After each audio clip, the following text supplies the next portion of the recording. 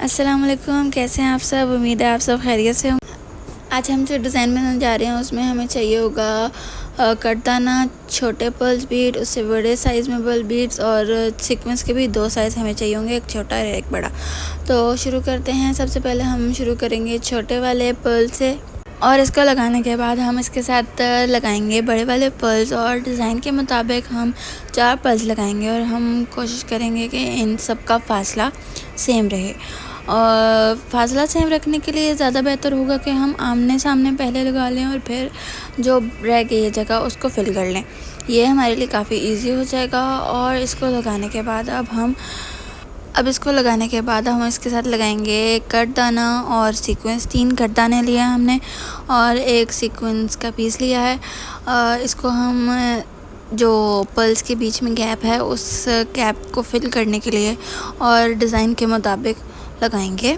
इसी तरह हम चारों पर्ल्स के बीच में जो गैप है वहाँ पे ये सीक्वेंस और कटदाने को लगा देंगे। और इसको लगाने के बाद अब आप अपने शर्ट का जो फ्रंट साइड है जहाँ पर आप नेक बनाएंगे उस रुख में आपने बीट लेने हैं। 4 कटदाना है और इसके साथ आपको सीक्वेंस लगाना होगा और सीक्वेंस लगा के हमें यूँ ऊपर वाली साइड पे, गले वाली साइड पे इसको लगाना है सीधी तरफ। और अब हम इसके साथ 2 रॉज और देंगे और वो होंगे 3 कटदाना और एक सीक्वेंस।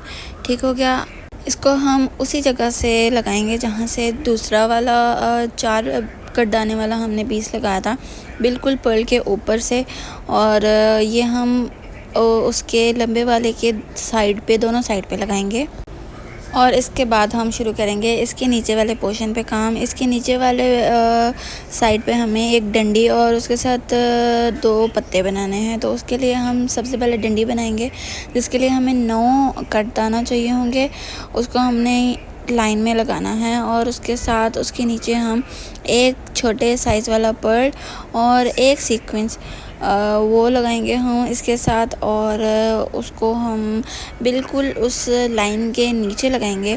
और इसके बाद हम इस लाइन को पूरा करने के लिए, इस डंडी को पक्का करने के लिए जो कटदाना है उनमें से हम एक दफ़ा फिर गुजारेंगे धागे को, ताकि लाइन बहुत लंबी है तो हमारे जो मोती हैं, कटदाना है, वो इधर उधर ना हो, अपनी जगह से ना हिलें।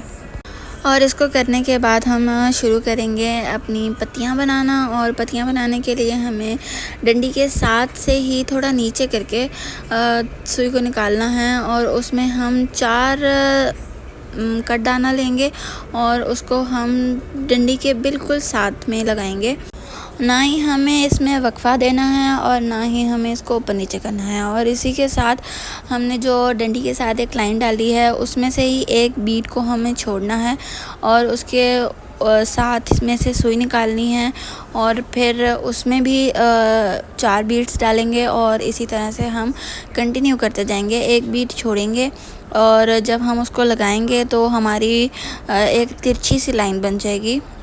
3 रॉज में हमारी एक पत्ती कंप्लीट हो जाएगी। और उसी मेथड को हम कंटिन्यू करते हुए फूल की दूसरी साइड पे भी पत्ती बनाएंगे। हमें सिर्फ इस बात का ध्यान रखना है कि पत्तियां दोनों बराबर हों। जिस तरह से हमने ये पत्ती बनाई है, एक मोती छोड़ के दूसरे 4 मोती लगाने की, उसी तरह से हम दूसरी साइड पे भी लगाएंगे और दोनों की शेप सेम आएगी। और दोनों पत्तियां बनते ही हमारा एक फूल कंप्लीट हो जाएगा।